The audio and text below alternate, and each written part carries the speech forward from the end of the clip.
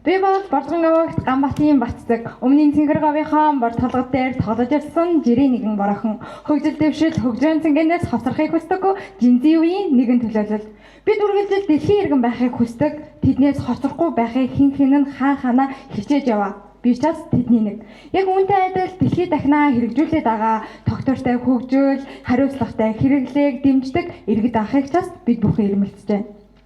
Бид зах зээлийн нийгэм буюу эрэлт үүсгэд түүнийг нийлүүлэлтээр хангадаг нийгэмд амьдардаг. Тэр нь бүгдээрээ сав баглаа бодолтой. Тэдгээр сав баглаа бодлыг дахин боловсруулж чадахгүй улмаас хувцаар бүтсэн уул аваа, хог хаягдлаас бүтсэн бүхэл бүтэн арал үүсээд байгаа нь бид бүхний хэрэглээнд бид бүхний соёлд өөрөө хог хаягдл байгаа нь энэхүү зах зээлийн хамгийн том сул тал.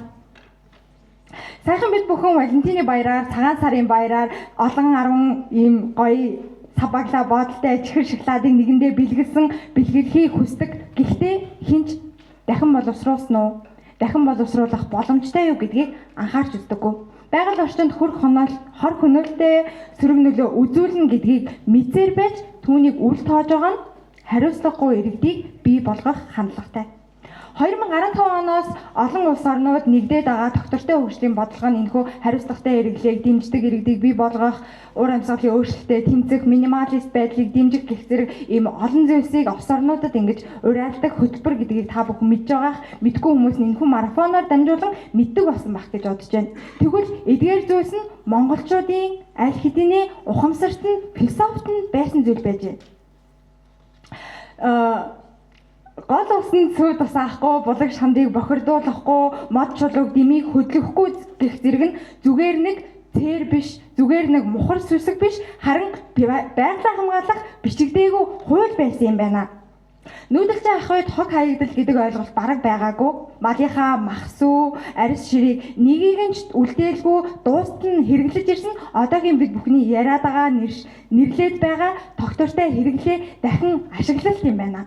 Гэтэл бид бүхэн энийг шин соёл мэтээр гадаад улсаас ирж хайж сурах гэж яаж сууж байгаа нь юутай өмнө. Даяарчны энэ үед бид бүхэн дэлхийн иргэн байхыг хүсдэг. Гэхдээ дэлхийн иргэн байна гэдэг нь ондоошлоо алдна, өөрийнхөө өнгө төрхийг алдна гэсэн үг биш.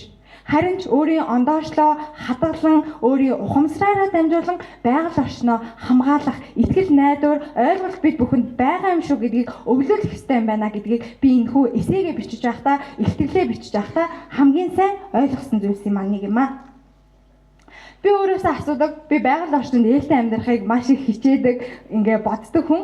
Гэхдээ яагаад өдөр тутмынхаа хэрэглээн дээр алдаад идэг юм бэ? Хог хаягдлыг яагаад ангилж чаддгүй юм? Нэг удаагийн хэрэглээгээ яагаад татгалзаж чаддгүй юм гэж асуудаг. Гэхдээ энэ нь боломжгүй зүйл гэсэн үг биш.